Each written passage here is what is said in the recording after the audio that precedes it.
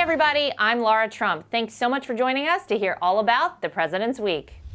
We hope everybody had an incredible Thanksgiving last week and had the chance to celebrate with family, friends, and loved ones.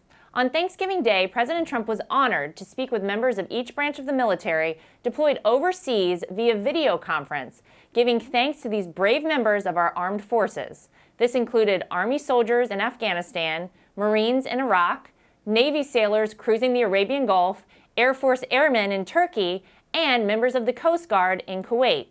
Vice President and Mrs. Pence also delivered Thanksgiving greetings to members of our military and their families when they visited Walter Reed National Military Medical Center.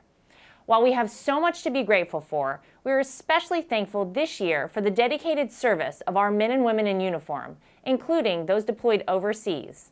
God bless them and their families throughout this holiday season. It's crunch time for tax reform in the U.S. Senate. After the House passed the Tax Cuts and Jobs Act before the Thanksgiving break, a similar bill is now making its way through the Senate with a floor vote expected any day.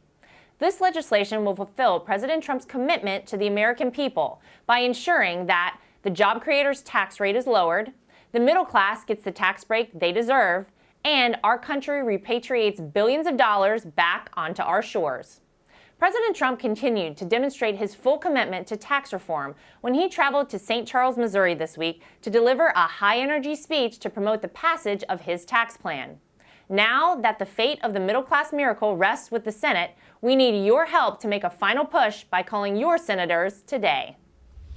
For the third time, North Korea's dictator Kim Jong-un oversaw the launch of an intercontinental ballistic missile, claiming that this latest test proves the nation is a nuclear power and it now has the capability of reaching mainland USA with a nuclear warhead. After a briefing from Defense Secretary Mattis, President Trump did not hesitate to remind us that his policy of a denuclearized North Korea will be realized under his leadership. Following consultations with allies and other world leaders, President Trump and Japanese Prime Minister Abe announced that they agreed to strengthen our deterrence capability against the North Korean threat. Thanks to President Trump's recent trip to Asia, American ties with our Asian allies have never been stronger. And thanks to the president's leadership, the threat from North Korea will finally be confronted with strength and resolve. Thanks for joining us, everybody. I'm Laura Trump, and that is The Real News.